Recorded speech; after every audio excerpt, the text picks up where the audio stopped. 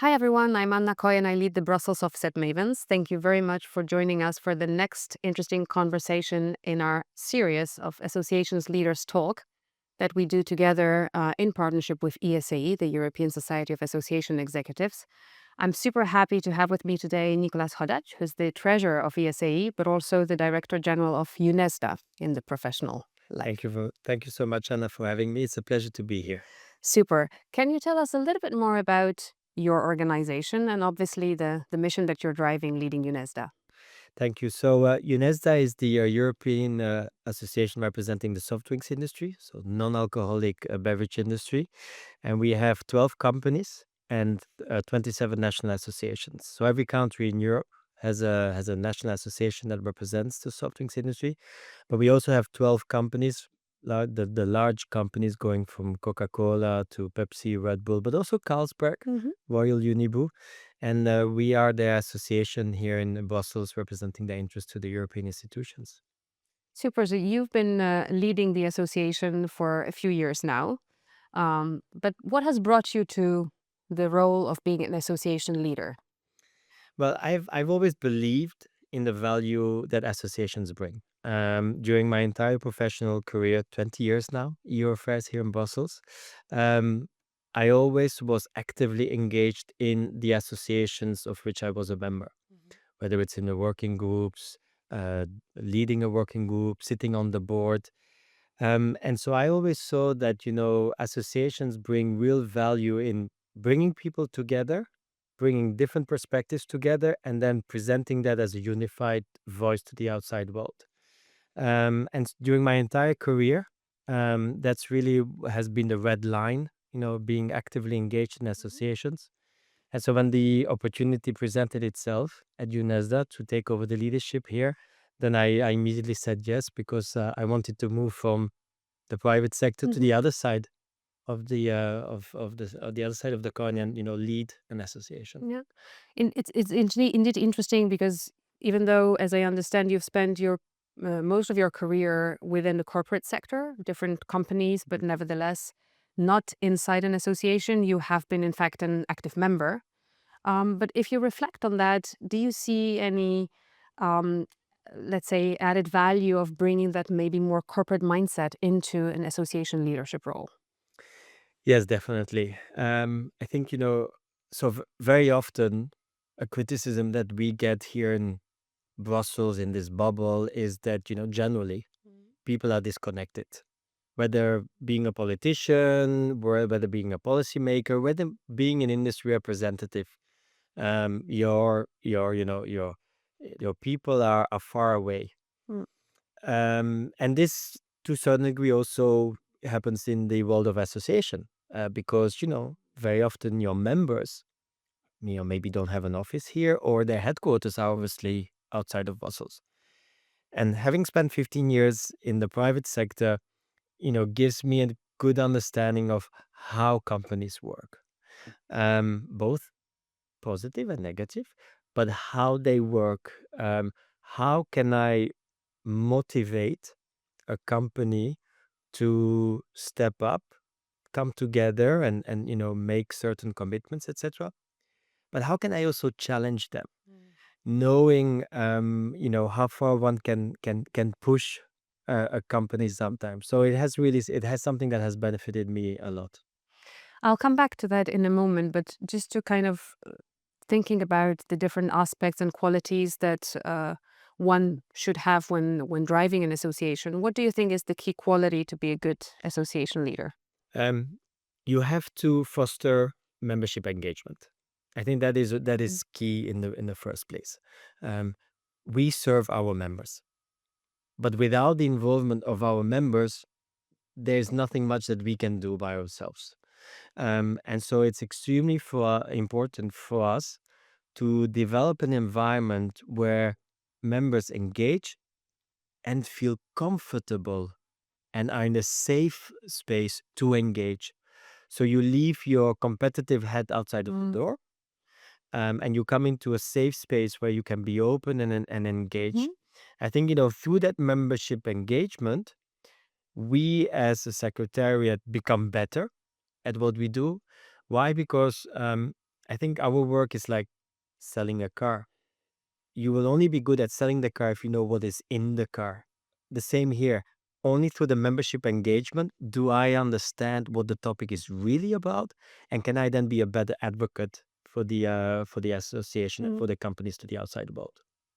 That brings me actually back to one of the points that you just mentioned earlier, which is indeed that balance in serving the members, but also being able to challenge them. And it's interesting because it keeps coming back in many conversations that I have, working both with the association leaders, but also with board members, where it's about that expectation, often from the board as well, to have a team and have a secretariat that actually can challenge them, because you here are the ones that know best how the EU policies and regulations can impact the industry. But it's not always an easy balance to find, right? No, it isn't.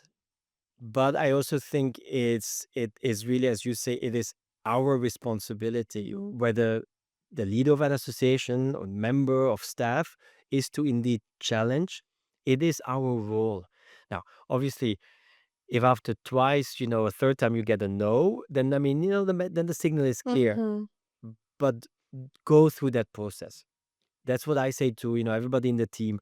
Go to through the process, challenge, and see how far you can go. Because I think, it's really important that, there are certain expectations of, what we should be delivering towards society.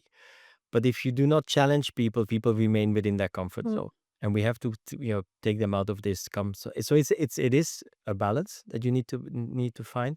But I think it is our role. And I feel that, that is an area where, maybe, we as association leaders and Mhm. executives really need to continue making much more of an effort, is to really challenge our members. It also touches a little bit upon how the role of an association leader has been evolving. I mean, we have seen in Brussels, I certainly have been witnessing, as let's call it a generational change, Mm. but it really is much broader than just age. We're looking at different profiles of leaders. But what's your sense or your reading of the changes that we've seen in Brussels over the last few years in these leadership roles in associations? I think this is one of the probably one of the most fascinating areas of indeed, the profession. Um, Associations were originally set up to support scientific and regulatory affairs, and then suddenly they had to also start doing public affairs, and then suddenly they had to also start doing communications.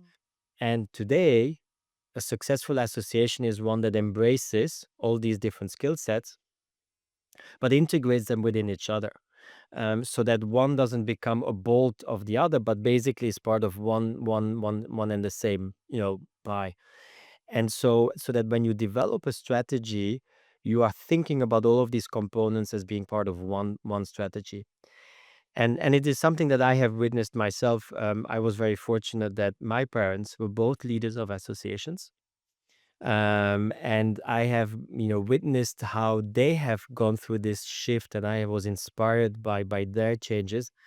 I think especially what has driven me also, I've been surrounded by good people. I've had good mentors. I've had an amazing leader in one of my previous jobs at IBM and at Ford Motor Company. But I've also been surrounded by great people in the team here. And so collectively, Mhm. we have supported this general shift. And this is where I think, is really, that's where I sometimes call it a bit provocative, is the association of the 21st century. I mean, that's where associations have to go, is to really embrace that entire toolkit, being able to do everything. And you can then still pick and choose Mhm. what to do. But as a starting point, you need to be able to offer that entire toolkit of skill sets. And that for me has been, one of the most fascinating journeys in this profession. Well, that's certainly the direction in which we're heading, and I think the one of the differences that I'm observing as well is when we're recruiting for the leadership roles in associations, that indeed the profile expectations go a little bit further away from an extremely technical expertise only, and put much more focus on the general organizational management experience, the ability to build a strategy, and indeed to put all these different components together. You have worked in different sectors and industries as well, in the corporate world, but still, you mentioned yourself, in automotive, but also IBM. Now you're with UNESDA, soft drinks. What sort of value does it bring to have such a combination of experiences from across different sectors? Because to me, it really is a beautiful example of how government affairs skills are indeed fully transferable. Yeah. It's true that I very often get this question, and you say, Nicholas, I mean, soft things, automotive, tech, I mean, um, and I think, at the end of the day, yes, it are different sectors, but there are lots of similarities in the sense that, for me, one, you need to believe in what you are selling and what you're advocating for. And so that, for me, has been very clear. Second, um, I think, extremely important is having representing a sector and companies that want to be part of the solution, and that want to invest and engage in advocacy, in policy, and in associations. I think what for me has been really helpful in all of these different experiences is that I have worked in sectors that were very much at the front line Hmm. of advocacy, at the front line of communications, so also very much exposed. And so it has given me that experience to understand, what are the opportunities, what are the risks, how do you do certain campaigns? Because I think, I mean, the word campaign, and I spoke about the toolkit. Today, I think every association during the year, when it works on different topics, will use the word campaign, campaign, campaign very often. I mean, I'm in campaign mode. I'm in campaign mode. And that's, I think, that's really a trend that we have seen that has come from the political campaigns into now the association world. And so I think, that's for me an experience that I have gained from all of these different sectors, is that those were sectors that were constantly in campaign mode. And so, I brought that into the soft drinks industry, to really drive a different narrative and a different approach and engagement with the outside world. Well, it's surely, I guess, bringing professionalization into the association sector more broadly. At least that's what I've been witnessing over the last years, I think, on many levels. But that also means new skills are needed in associations, and it is about bringing a bit of a different approach into that. Um, we started with the fact that on top of being Director General of UNESDA, you also are a treasurer and an active member of ESAE, the European Society of Association Executives. What do you appreciate the most in this organization, and sort of what brings you to volunteer your time for free to it? You mentioned skill sets. When I was in the corporate sector, if a skill needed development, we had an entire HR department that would set up trainings and help their employees, develop those skills. Um, when you're in an association, very often small associations, you have HR departments. I mean, you're very much left to yourself. I remember when I took over at UNESDA, this was also very new for me. I mean, questions around HR. Well, I had an HR department Mm. before that. Questions around accounting. I had an accounting department, the legal stuff. Now, suddenly, you need to be doing this all yourself. And so you need to develop those skills. And that's how ESAE came into the picture, because I needed to do a lot of, skill sets, capacity building. ESAE offers that platform for, every association professional to become better at what they do. It's really to lift the profession, as you said, professionalize it, but to recognize also that, everybody, in whatever area of an association they work, there will always be something that they can either get better at or have to learn. And that's what I appreciate with the ESC platform, is that it gives that opportunity. It gives that opportunity, and not only to learn one directionally from other association professionals, etc., or certain expertise, matter experts, but also to engage in peer-to-peer conversation, because you need to have that engagement again, that conversation with your peers, to learn not just upwards, but also really be hear from left to right, what works well, what doesn't work well, what has been tested, and that's what ESCE offers. That's why I believe in ESCE, because it offers that opportunity. And that's why I always say it says it's the European Society of Association Executives, but it is the platform for all association professionals. Mhm. And I think it ties in very nicely to what you were saying earlier about where you see the future of associations in terms of these diverse skill set that is being needed, the evolution. That also means associations need to be much more agile to adjust and adapt more quickly to the changes, that we are all witnessing, obviously, in the world.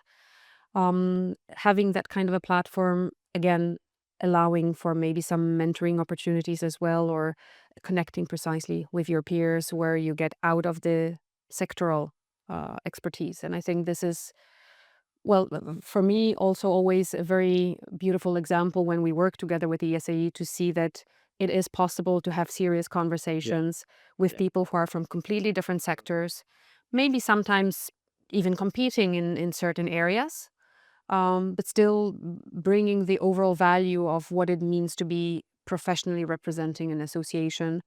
Hence, also these conversations where we try to sort of unpack and demystify maybe a little bit the profession of an association leaders. yeah. No, yeah, thank you very much. I agree. These conversations are needed. I think the word demystify is indeed a really good point, because um, the way I see it is anyone, if they really want, can, you know, become a leader of an association. Um, yes, there are a number of skill sets, but these are many skill sets that you can learn. And so that's what I'm hoping, is that through ESCE, we are really indeed creating the leaders of tomorrow, sharing, our expertise, the good and the bad, and creating the leadership of tomorrow. And it's, I think, a really good point you mentioned around the generational shift. It's not an age issue. Hmm. It's really a skill set, and a change in approach. And everyone can become a leader of associations. And I think, but everybody needs to be willing to develop those skills. And I hope that, demystifying this, is hopefully what will help with it. Indeed, it's about a mindset, but it's also about realizing that it can be an exciting career. Yeah. It doesn't have to be a job for life. In fact, it is an exciting opportunity where you can learn a lot, give back to the broader society. I mean, even if we're talking about business members, for example, this is also somewhat giving back and building value by ultimately bringing people together, right? Yeah, no, I agree. I think, it's a profession where, to your point, we can, through the work we're doing here, we can bring back something to society, have a real impact on society, irrespective of, which sector you Mm. represent. Because in one way or the other, every sector is somehow addressed in this, environment in which we operate. And it gives you an opportunity to drive the direction of travel. So I think it's absolutely fascinating. Super. Well, thank you very much for the chat today. Thank you all for tuning in and keep an eye out for the next episode.